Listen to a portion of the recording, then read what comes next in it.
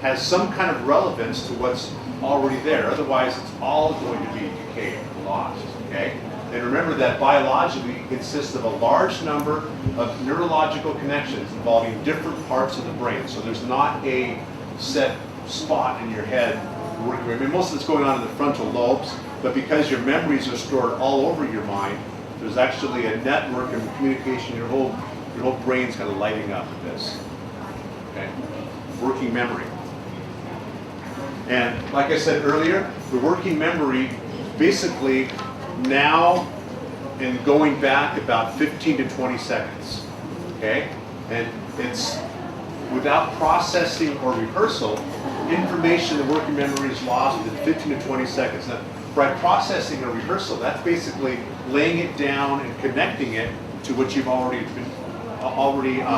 know. And it's basically, it's long enough to remember the beginning of a long sentence. So if you're ever a writer, you don't want to write a sentence that's going to take somebody more than 20 seconds to read because they can't process that much information. Okay?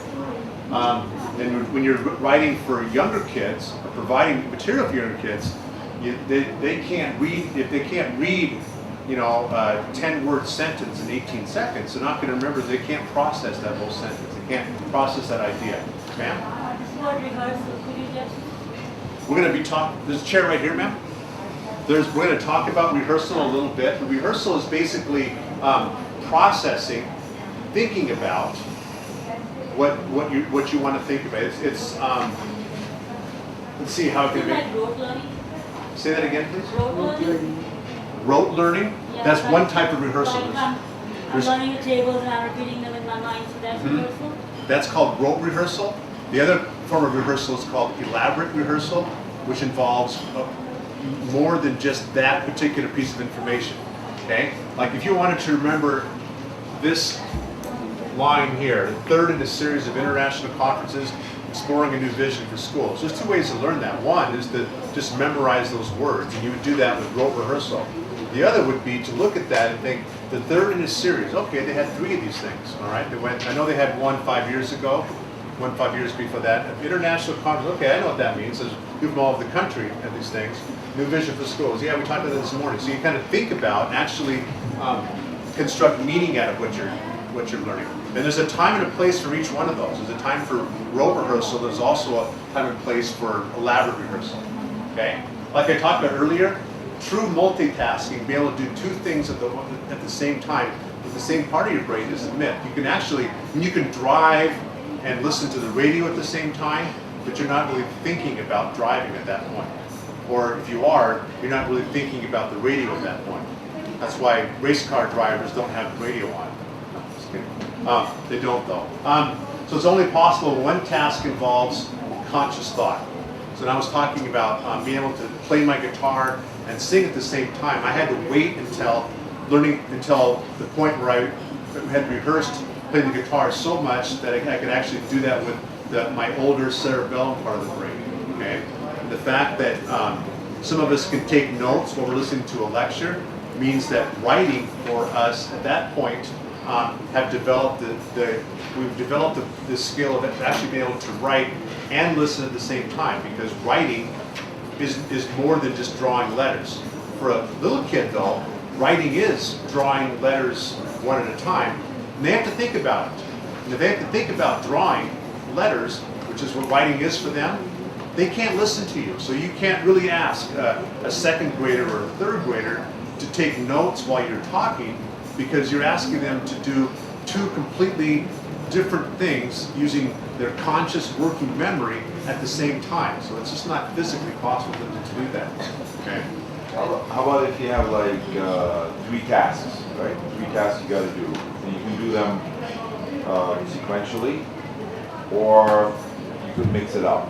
And from what we just learned, the sensors, receive, or the first point of contact, receive information, let's say, and then it goes, into different parts of the brain and gets processed. Mm-hmm. So what's more efficient if you do these 3 things, like, and you have, let's say you have, let's say 12 minutes, so 4 minutes for each task, right? Let's assume. Is it more efficient to first, think 10 seconds about task 1, 10 seconds about task 2, 10 seconds about task 3, and then let these tasks run deeper into the brain and get some processing, and then come back and focus on task 1. Is that then the most efficient way to deal with multiple tasks? Yeah. Or is sequentially better because you're more focused? Sometimes you don't have that choice. I mean, Well, let's assume you do. Yeah. What would you prefer? if you're as a teacher, No, no, you as a husband or as a human being, you have 3 tasks in front of you, and you, with all your knowledge about Yeah. brains and all that. talking to my wife, Yeah. it's probably better to turn the TV off. No, you're not satisfying a third-party audience like your wife. You are in the woods on your own. You have to do these 3 Yeah. things. What do you choose as the best route for yourself with all the knowledge that you have? The smart choice would be to do them one at a time. So sequentially. Yeah. But that's smart, Tom. Real Tom. I still try to do lesson plans with the TV on in the living room. Okay.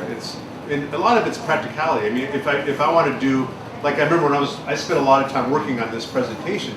I don't know if it shows or not, but I did. I spent a lot of time working, and I didn't want to just say, okay, I'm going to go, into the bedroom. Please don't bother me for the next 3 hours. I want to work on this presentation. They wouldn't have been very happy. So it was easier for me to negotiate this if I said, okay, well, I'm going to do this with my laptop, in the living room with the TV on, and the family around it. And, I'm pretty good at focusing and just paying attention, But still, if somebody moves in the living room, that's got my attention, or somebody says, hey, what? I'm just, so you're still, or the doorbell rings, there's the novelty. You're still victim of that kind of stuff. So you try to, but in reality, it is probably more efficient.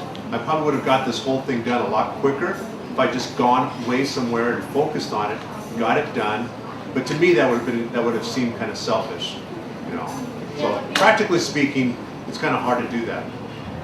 Because like I'm cooking, I'm also on the phone at the same time, I'm answering my Simultaneously. friends, so what is that? Well, and a lot of times when somebody's saying something, you know what they're going to say before they're finished.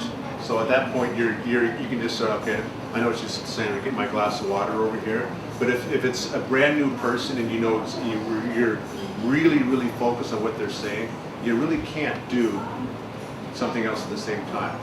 Okay, you can go switch back and forth. It's like if you ever watch a chef back in a kitchen work, and they're making about 5 different. They're not cooking 5 meals at the exact same time. They've got an egg that they're frying over here, right? And they've got a souffle they're doing over here. Okay, then over here they're, I don't know, cutting something, and they're back over here, and they're working on the egg, and then they're cutting more over here. They're not doing the egg, cutting, and doing this at the same time. It's not possible. But they're doing it, and they can't. They don't really have a choice. They can't just say, "Here's your meal." You'll have to wait. With the working memory, there's also a so-called rule of 7, which means that you can really only deal with 7 items at a time. And I'm talking about adults now. Okay, little kids, when they're like 5, they can only deal with a couple of things at the same time. Okay, they can't handle 7 things at one time. All right, so you need to take advantage of something called chunking. So here's a list of exactly 15 letters. And if I just showed you the top list, I, B, M, P, A, K, T, W, A, U, S, A, C, D, okay, and asked you to study that, you probably couldn't come back up with that after a couple of minutes. But if I was to show you that, which is the same 15 letters, but they're arranged into meaningful chunks, okay? How many things are you trying to remember now? Just 5, right? The TWA, PAK, AU, USA, CD, there's IBM, right? I can remember those 5 things without even looking, okay? But there's no way I can remember the top one, unless you did rote rehearsal, okay? But this is meaningful, okay?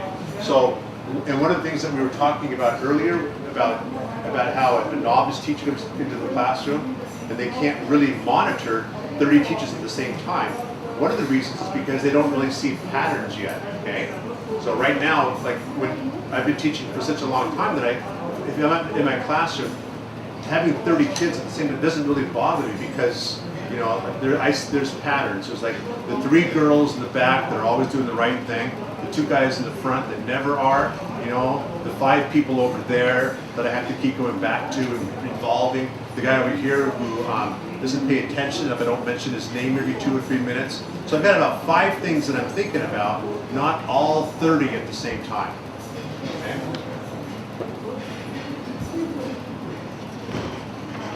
Getting back to rehearsal, you talked about rote rehearsal earlier, and that's where you just repeat one thing or repeat something over and over to the point of